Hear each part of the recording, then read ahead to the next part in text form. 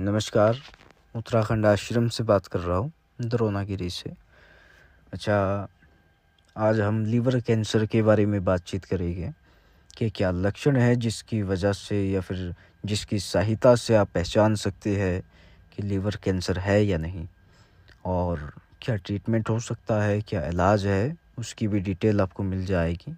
अच्छा, आश्रम के नियम अनुसार चाहे छोटी समस्या हो चाहे गंभीर समस्या हो, आश्रम की रकम आपने बाद में देनी होती है, जब शरीर पूरी तरह से निरोग हो जाता है, स्वस्थ हो जाता है, उसके बाद में।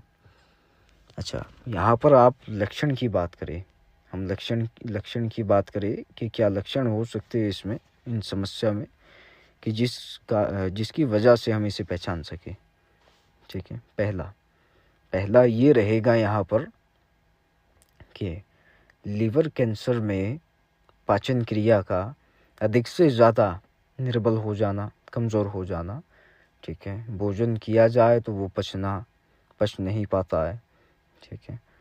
अच्छा, यहाँ पर कमज़ोरी आना, वीकनेस आना, सांस फूल जाना बार बार।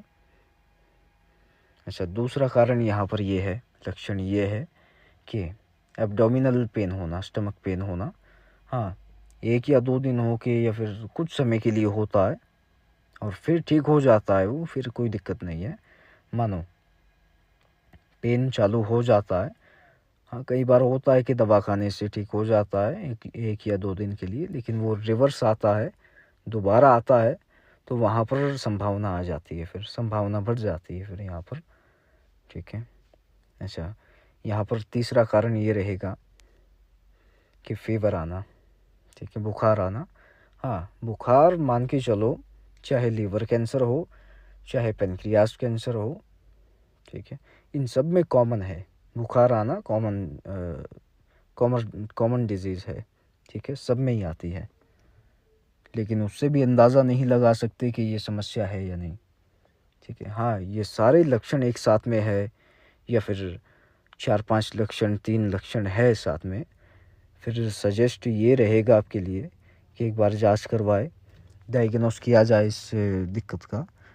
ठीक है, क्योंकि अगर समय से पता चल जाता है पहले या दूसरे स्टेज में, तो संभावना 100% से भी ज़्यादा होती है कि ठीक हो जाए। क्योंकि उस समय क्या होता है, पहले या दूसरे स्टेज पर कैंसर जो है वो स्टेबल रहती है, यानी जिस अंग में है वहाँ तक ही सीमित होती है। मानो समय निकलता है, टाइम यहाँ पर वेस्ट किया जाता है आपके द्वारा किसी लापरवाही की वजह से, तीसरे स्टेज तक पहुँच जाती है दिक्कत, लास्ट स्टेज तक पहुँच जाती है, तो उस समय पर क्या होता है कि प्रॉब्लम जो है, कैंसर जो है वो स्प्रेड होना चालू हो जाती है, यानी दूसरे ज़रूरी अंगों तक भी फैलना चालू हो जाती है। यानी सारे महत्वपूर्ण अंगों तक अगर पहुंचती है तो उसे स्प्रेड कहा जाता है, बॉडी में स्प्रेड होती है फिर वो। ठीक है, दूसरे अंगों को भी निर्बल कर देती है और वहाँ पर भी ट्यूमर बन जाता है। ठीक है, इससे अच्छा ये रहेगा कि जब भी ऐसी दिक्कतें महसूस करें आप, ठीक है, तो जल्द से जल्द इसे चेक करवाए, डायग्नोस करवाए कि दिक्कत है या नहीं। ठीक है, टाइम से पता चल जाता है तो और भी आसान हो जाता है ठीक करना। हाँ, तीसरे या लास्ट स्टेज तक पहुंच जाते हैं, ठीक है, उस समय पर भी चांस काफ़ी है ठीक होने के, क्योंकि दवाइयाँ जो है मेन प्रॉब्लम की जड़ के लिए आएगी, यानी समस्या की मेन जड़ को ठीक करेगी। यानी जो सेल्स डीएक्टिवेट या फिर जो अपनी तादाद बढ़ाने लगते हैं जिस कारण से ट्यूमर बॉडी में बन जाता है, ठीक है, मेडिसिन मेन उन सेल्स को नष्ट कर देगी और जो नए सेल्स है उसे दोबारा से बैलेंस कर देगी।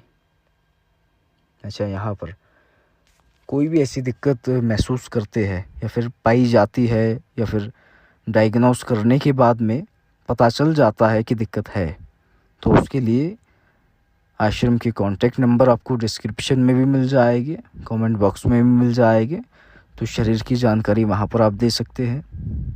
ठीक है, और मैंने भी बताया आपको कि यहाँ पर 100% यहाँ पर गारंटी ली जाएगी। ठीक है, गारंटी के तौर पर ये रहेगा कि आपने आश्रम की रकम बाद में देनी है, ठीक होने के बाद में, ऑप्शनल है ये, आप पहले भी दे सकते हैं या फिर अगर विश्वास कम है, ठीक है, तो आप बाद में भी दे सकते हैं, जब शरीर पूरी तरह से निरोग हो जाता है उसके बाद में। आज के लिए इतना ही, नमस्कार। बाकी जानकारी आपको आश्रम में फ़ोन करके मिल जाएगी।